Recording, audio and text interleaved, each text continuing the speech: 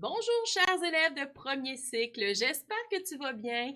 Une dernière magnifique semaine à passer ensemble et c'est un pur plaisir de la passer avec toi. Alors on voit l'été qui arrive hein, et justement la fin d'année scolaire aussi hein, et j'ai décidé de te concocter une dernière semaine sur la thématique du camping. Ben oui, tu sais, pour nous mettre dans le temps des vacances en fait. Tout d'abord, je veux commencer avec des partages, hein, puisque la semaine dernière, on s'était laissé avec un défi. Je te demandais de me faire découvrir, entre autres, des animaux qui font une migration, qui eux aussi voyagent. Et il y en a quelques personnes qui m'en ont envoyé, alors je prends le temps de te partager aujourd'hui. Alors, premièrement, on va y aller avec, je vais laisser la place au grand écran à nos artistes. Alors, on a Gabrielle en première année qui nous partage un monarque hein, qu'elle a fait parce qu'on en a parlé hein, la semaine dernière. Ensuite, on a le lemming, ben oui, qui est un animal migrateur que je ne connaissais pas en fait pour migrer. Alors, il se promène entre autres là, celui qui a été photographié ici en Norvège. Le dernier a été fait par Yasmine, en fait, qui nous partage, en cinquième année, en fait, qui nous partage la sterne arctique. Elle a pris beaucoup d'attention pour faire ça.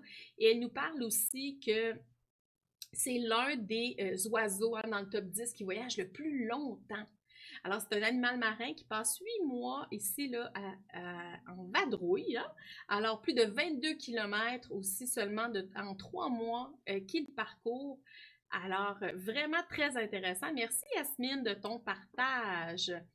Alors, vous voyez, des beaux partages, lorsque je vous lance des défis, hein, vous faites ça de la même façon à chaque fois. Je vais t'en lancer un aussi à la fin de cette rencontre en mettant le fameux hashtag la classe en ligne sur les réseaux sociaux et tu rajoutes aussi le A commercial succès scolaire pour que je puisse les retrouver.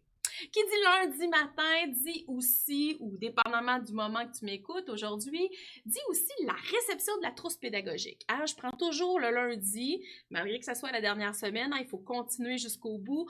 Je prends le temps de te présenter la trousse pour que tu aies une idée claire là, de ce que ton enseignant ou enseignante va t'envoyer. Alors, si on la regarde ensemble, je te la présente. Alors, je vais tout d'abord mettre ça en grand écran pour que tu puisses y avoir accès. Alors, laisse-moi le temps de venir te mettre ça. Voilà. Alors, je prends toujours la trousse de la deuxième année, puisque première, deuxième année, là, c'est très similaire, sinon pareil. Alors, en français, on te demande d'aller visionner un vidéo de l'ONF et justement d'aller retracer certains, de faire en fait un bout de texte, hein, une écriture ici de cette façon-là. Et ensuite, on a aussi, étant donné qu'on parle des non-voyants, on te parle de trouver justement, là, de travailler avec le braille en fait. Ensuite, on a des choses en anglais à faire, créer une histoire amusante. On a un chercher-trouve aussi en mathématiques qu'on te demande aussi de créer avec, bon ici, on a tout ce qui a attrait au tableau. Ici, encore une fois, au niveau de l'art plastique, et là, je veux que tu portes attention parce que mon défi, je vais t'en reparler plus tard, mais a trait avec cette petite partie de la trousse. Alors, on te demande en fait de faire un dessin de coucher de soleil hein, en art plastique. On te demande de travailler certaines textures, certaines lignes, certaines couleurs. En éthique et culture religieuse, on te parle des fêtes de famille. On te demande de visionner un court-métrage, entre autres. De faire la réaction et de ressortir les choses importantes dans chacune des traditions. Alors voilà, c'était la trousse pédagogique pour cette semaine. Alors des belles choses encore une fois pour terminer cette année scolaire-là.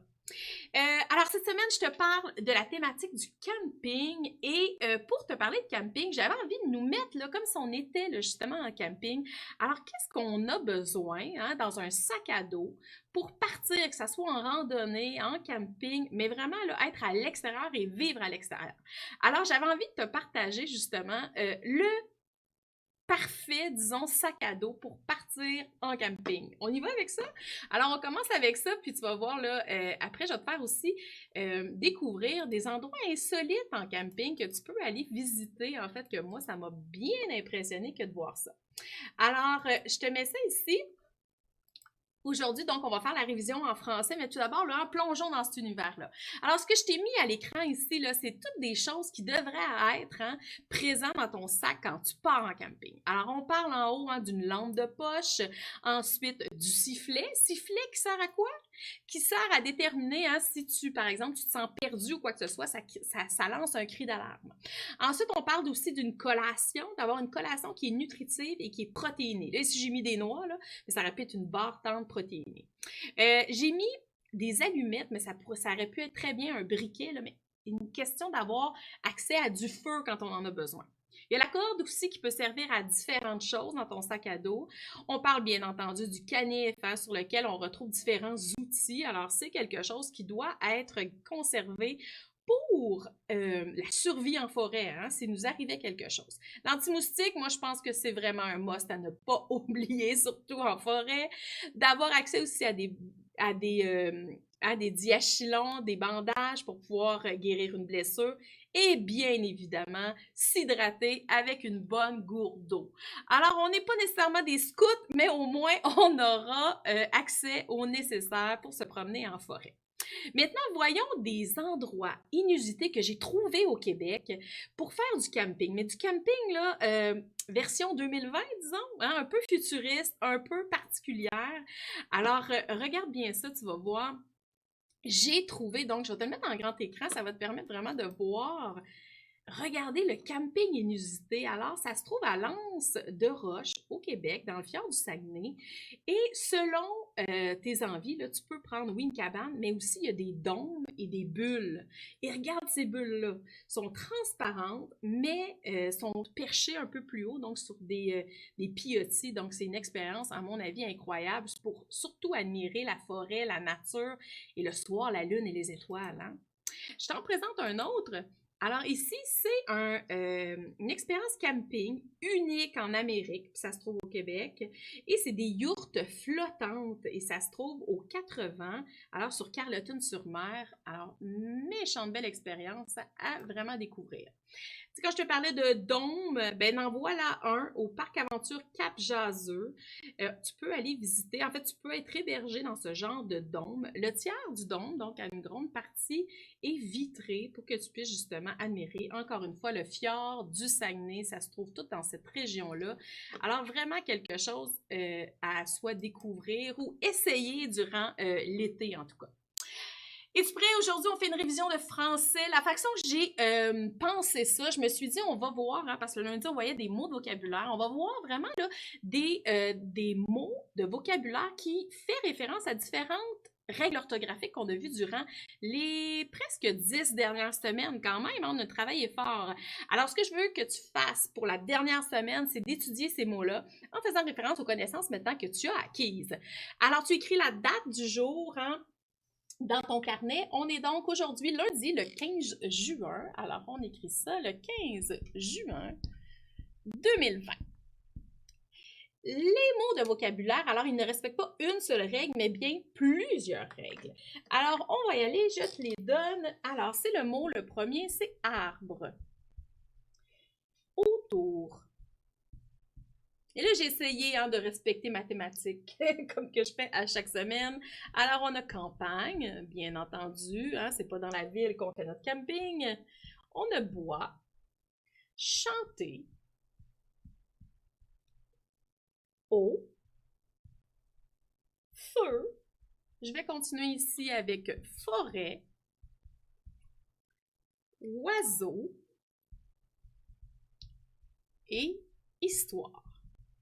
Et là, j'aime bien que tu fasses référence hein, aux règles orthographiques, mais j'aime aussi penser comme si on essayait d'expliquer à quelqu'un qui ne parle pas du tout la langue française, d'essayer de lui expliquer c'est quoi les difficultés qu'il pourrait retrouver dans les mots. Hein? Tu peux les penser comme ça aussi quand tu étudies tes mots. Alors, par exemple, arbre. Ça serait quoi la difficulté peut-être qui devrait justement faire attention. Des fois, hein, il y en a qui oublient le E qui est muet, hein, qu'on ne prononce pas. C'est rare qu'on dise arbre. OK? Alors, tu pourrais peut-être dire, OK, il ne faut pas que j'oublie mon E à la fin. Autour, est-ce qu'il y aurait une difficulté? Moi, à mon avis, hein, c'est le O. Le fameux son O, en début de mot, s'écrit souvent A-U. C'est une règle qu'on avait vue. Campagne, on a le M qui est devant le P. Hein? Alors, devant le P, le B, on met un M.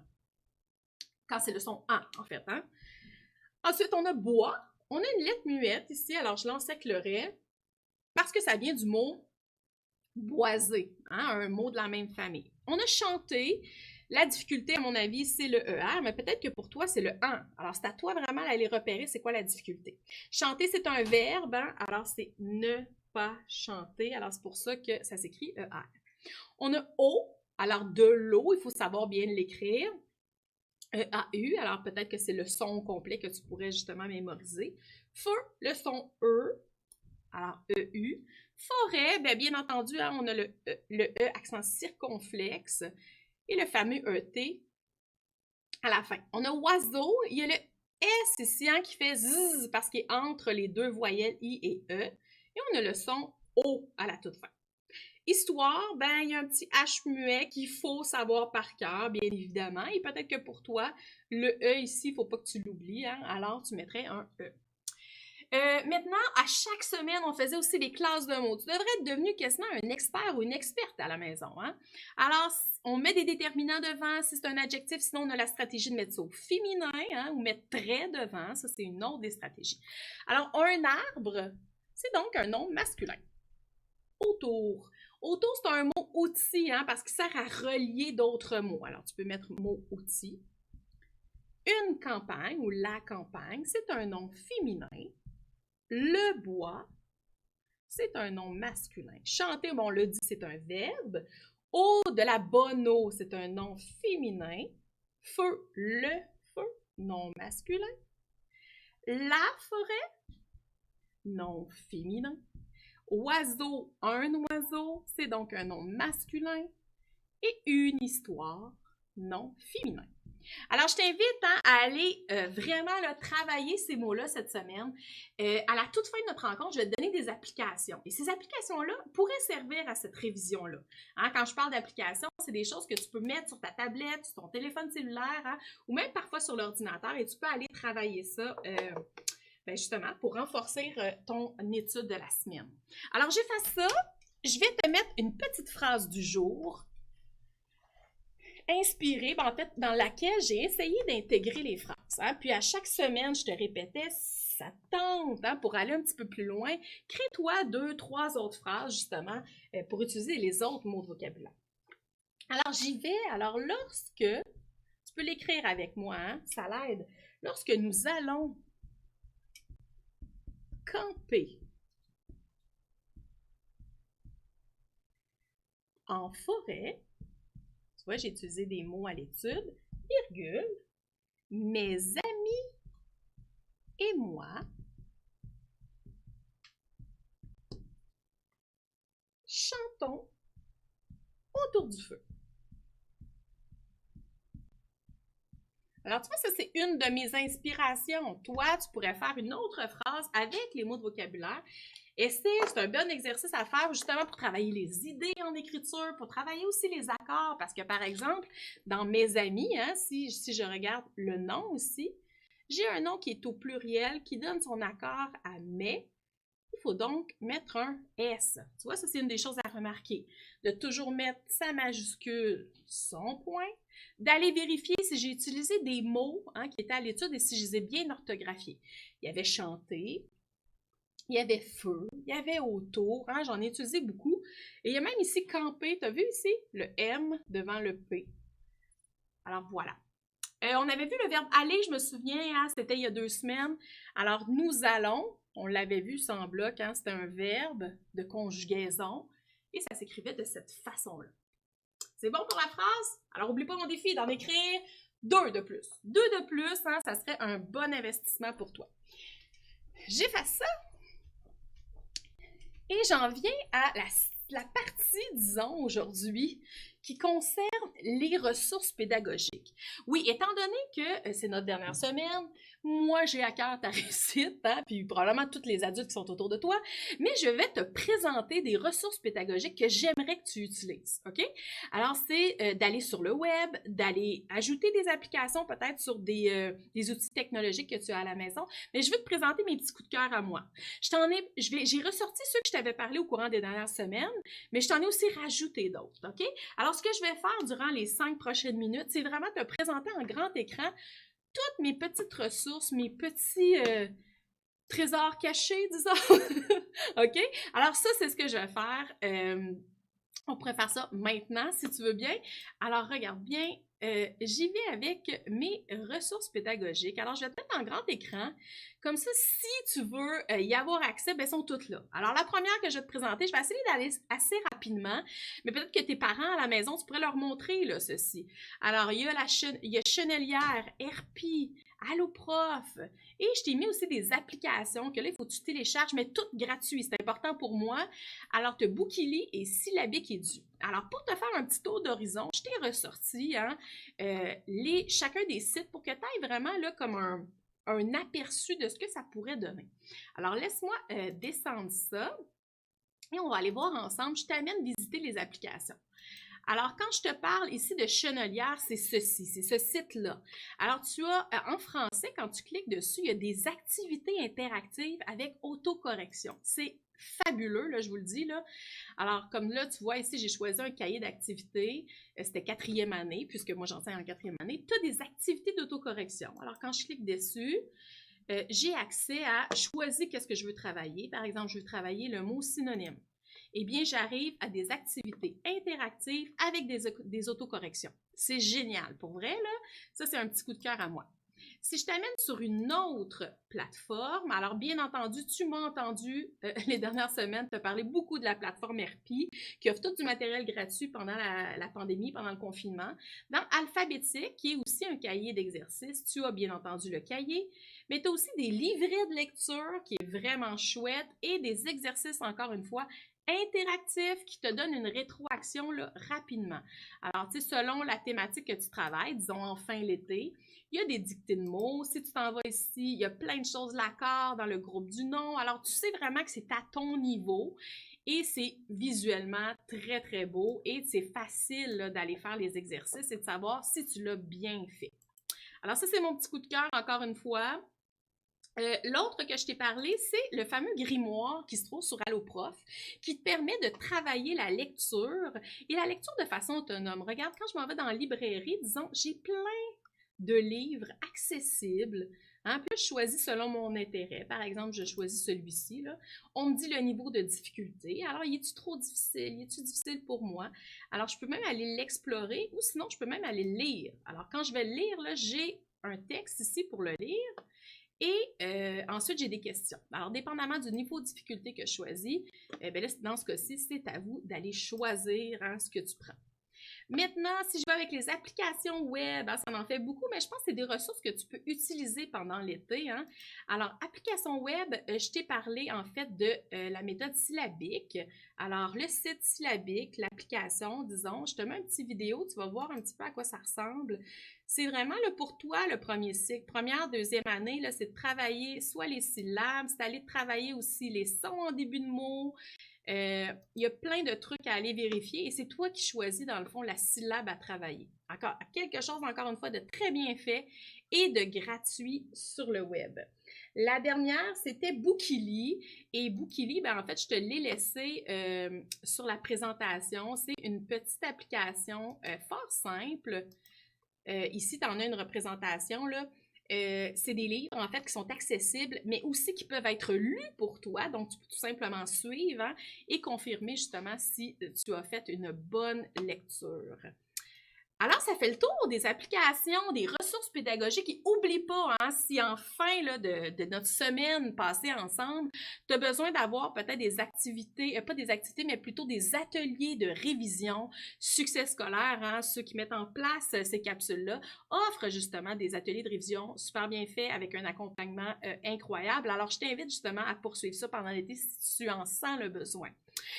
Je termine en te disant que j'aimerais juste voir une petite chanson. Parce que ce qui dit autour du feu, qui dit camping, dit chanson. Hein?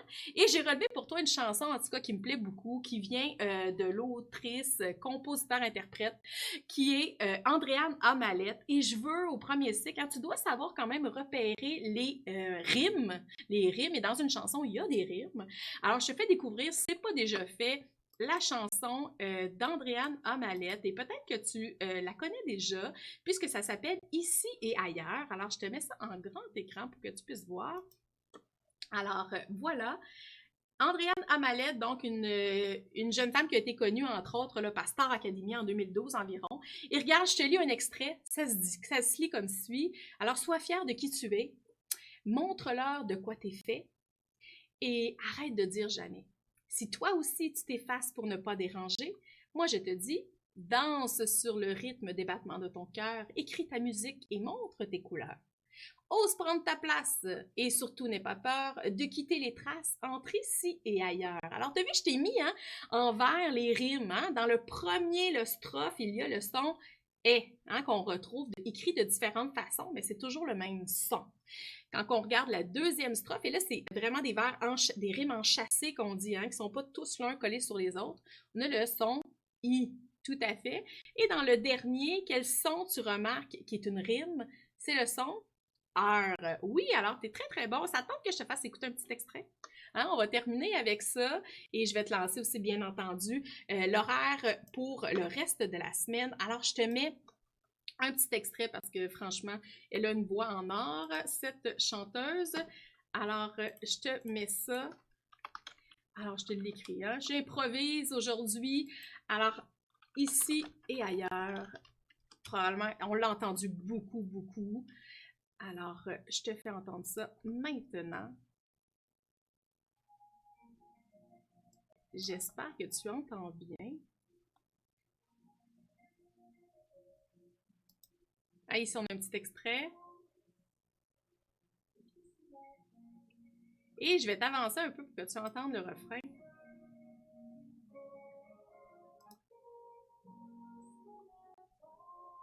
Alors, on l'entend?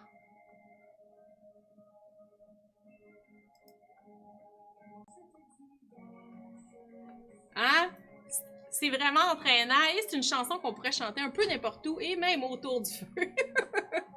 Alors, c'est le mot de la fin maintenant. Alors, tout simplement, un petit mot pour te dire que cette semaine, alors, je t'ai parlé de révision aujourd'hui en français, révision en mathématiques demain, et t'as vu, on vous garde des belles surprises. Alors, un moment bloopers mercredi et des beaux invités, un beau moment en direct jeudi. Suivez justement toutes les nouvelles de succès scolaire et vous allez en savoir plus pour les belles surprises qu'on vous réserve d'ici la fin de la semaine. Alors, je te souhaite une super de belle journée et on se retrouve demain. Bye bye!